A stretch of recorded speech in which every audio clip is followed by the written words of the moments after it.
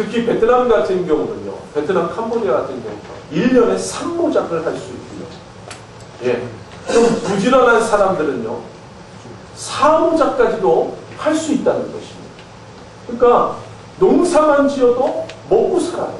굶어 죽는 사람이 없답니다. 그런데도 가는 나라가 가난해요. 열심히 남자들이 일하려고 하지 않습니다. 베트남도 그렇고요. 캄보디아. 특별히 캄보디아 남편들은요. 지참금을 주고 아내를 데려옵니다. 그래서 그러고 나면 끝이에요. 책임을 지지 않습니다. 가정의 책임을. 그래서 가정의 책임을 지는 사람은 누구냐면 아내들이, 여자들이 가정의 책임을 져요. 남자들이 하는 일이 무엇이냐? 예, 그냥 아이들 학교 데려다 주고 데려오고, 그리고 그게 다예요. 하는 게 없어요. 물론 이제 우리나라로 이야기하자면 산업이 발달하지 못해서 일거리가 없기 때문에 그럴 수도 있어요. 그러나 제가 봤을 때는 그 사람들이 좀 게으릅니다. 왜냐하면 물론 더운 나라의 사람들의 특징이기도 하죠. 너무나 먹을 것이 풍부해요. 갔더니 열대 과일들이 왜 이렇게 맛있는지. 네, 저희 목사님들이요, 이제 과일 가게를 가가지고요, 과일을 실컷 먹었어요. 정말 실컷 먹었어요. 그런데 실컷 먹은 과일의 값이 90불이에요. 90불. 우리나라 또 10만 원 정도 나요. 뭐 두리안, 망고스틴, 네, 그런 것만, 망고는 안 먹었습니다. 왜냐하면 망고는요, 그 나라 사람들은 먹지는 않는데요. 가이드 말에 의하면 망고를 먹으려면 집에서 이불 속 밑에서 먹어야 한답니다. 그만큼 좋은 과일들, 좋은 음식들이 많이 있는 거예요. 그렇기 때문에 노력하지는 않습니다. 정말 제 목회자인 제 눈에 봐도 돈 벌 것이 무궁무진해요. 무궁무진해요. 그런데 사람들이 부지런하지 않기 때문에 그것을 찾지를 못하는 거예요. 정말 불쌍한 것은요, 아이들이야. 학교를 보내지 않습니다. 왜냐하면 이 아이들이요, 밖에 나가서 $1 하면서 관광객들에게 구걸하여 벌어들이는 수입이 때로는 부모의 수입보다 더 많을 때가 있다. 그렇기 때문에 아이들에게 공부하라고 이야기하지 않습니다. 그래서 가이드들이 그러더라고요. 특히 선교사님들이 그럽니다. 절대 아이들에게 돈 주지 마십시오. 그것은 아이들을 불쌍하다고 하는 동정심에서 돈을 주지만 그것이 오히려 아이들의 미래를 망치는 것입니다. 아이들의 미래를 망친다.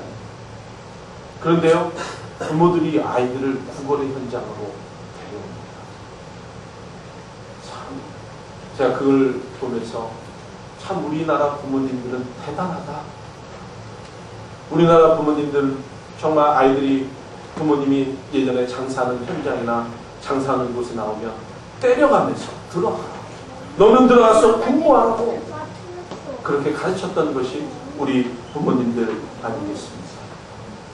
정말 하나님께서 이 나라를 축복해 주신 이유가 있더라. 그런 부지런하고 성실할 뿐만 아니라 미래를 준비하는 모습 가운데서 하나님께서 축복해 주십니다. 그래서 우리가 하나님의 경제생활 가운데서 승리하기를 원한다면 여러분, 인생 계획을 세우실 뿐만 아니라 비싼 대가를 지불해야 한다는 겁니다. 개인도 그렇고 나라도 그렇고 마찬가지입니다. 우리가 인생 가운데서 정말 승리 인생을 살려면 언제나 대가를 지불해야 돼요. 좋은 열매를 거두는 것 그냥 거두지 않습니다. 수고에 눈물 흘리는, 씨를 뿌리는 그러한 일이 있기 때문에 열매를 거둬들이는 거죠. 여러분, 기적은요, 아무 곳에서나 일어나는 것이 아닙니다. 내가 애쓰고 힘쓰고 피와 땀을 흘리는 그 현장 가운데서 기적이 일어나는 거예요. 여러분, 심한 풍랑도 만나야죠. 험한 산도 넘어야죠. 깊은 강을 건너야 할 때도 있습니다. 그러나 우리의 삶에 이러한 흔적들이 남겨지지 않으면 우리가 얻는 것이, 우리가 얻는 승리가 때로는 헛된 것이 될 수밖에 없다는 것입니다. 우리 가운데 값비싼 대가를 지불할 때에 그 열매들이 진정으로 나의 것이 되는 것이죠. 여러분, 베트남이요, 오토바이가, 전 국민이 오토바이가 거의 있습니다. 그래서 성인이 되면요, 부모들이 해야 할 일 가운데 하나가 자녀들에게 오토바이를 사줘야 됩니다.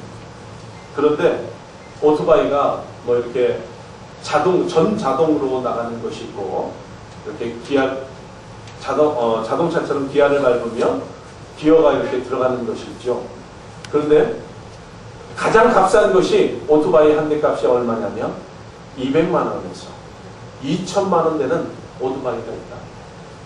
제가 얘기하는 것은 뭐 아주 좋은 오토바이를 얘기하는 게 아니에요. 어떤 거냐면 스쿠터를 말씀드리는 거예요. 스쿠터 한 대가 600만 원, 새거가 그렇답니다. 우리나라 오토바이 얼마입니까? 예? 100만 원 하나요? 예, 120만 원 정도만 주면 정말 좋은 오토바이 삽니다. 100만 원에서 120만 원만 주면. 그리고 더 좋은 건 물론 몇천만 원짜리 오토바이도 있습니다.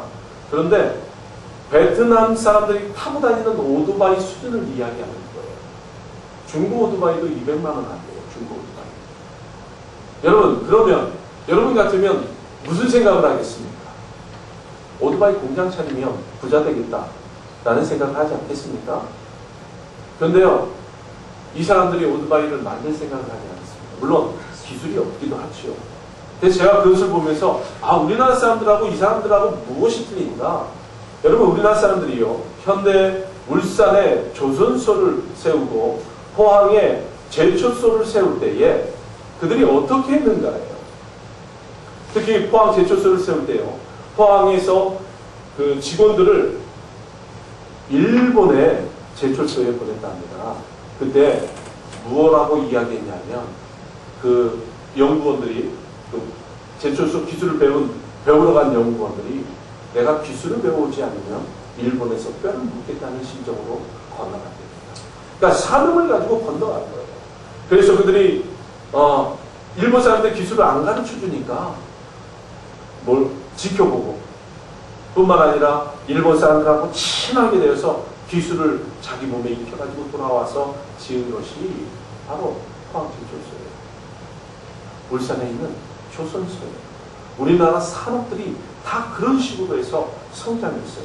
만약에 정말 베트남 사람들이 자기 나라를 걱정하고 정말 나라의 경제를 살리겠다라고 이야기한다면, 저는 그렇게라도 기술을 배워서 공장을 세울 수 있다라고 생각해요. 만약에 그렇다면 그 나라 사람들이 부자가 될 수 있는 경제적인 기반이 만들어질 수 있다는 거죠. 그런데요, 그들은 절대 산업을 일으키지 않습니다. 왜냐하면 그 부를 누가 지고 있기 때문에요, 집에 권력층인 군부가 가지고 있습니다. 여러분, 심지어 중고차를 수입하는 그러한 권리까지도 군부가 장악하고 있다. 그렇기 때문에 제가 봤을 때는 베트남이라는 나라가 가난하게 사는구나. 또 하나요, 부정부패가 그렇게 심해요. 부정부패가 심하기 때문에요. 특히 어느 정도로 심하냐면, 공무원 월급이 베트남은 20만 원 정도. 그런데 물가가 우리나라하고 거의 비슷합니다. 제가 보니까 물가가 거의 비슷해요. 왜냐하면 나라에서 생산하는 게 별로 없습니다. 다 수입이에요. 마트에 가보니까요, 일본 제품, 우리나라 제품밖에 없습니다. 그 나라 생산하는 제품이 별로 없어요. 가격이요, 우리나라보다 더 비쌉니다. 쌈만코 하나에 1,500원 주고 먹었습니다. 우리나라 쌈만코 700원이면 먹을 거예요. 뭐 50% 할인해서 그렇겠지만 700원이면 먹을 수가 있습니다. 그런데 거기서는 2,000원, 1,500원. 더 비싸요.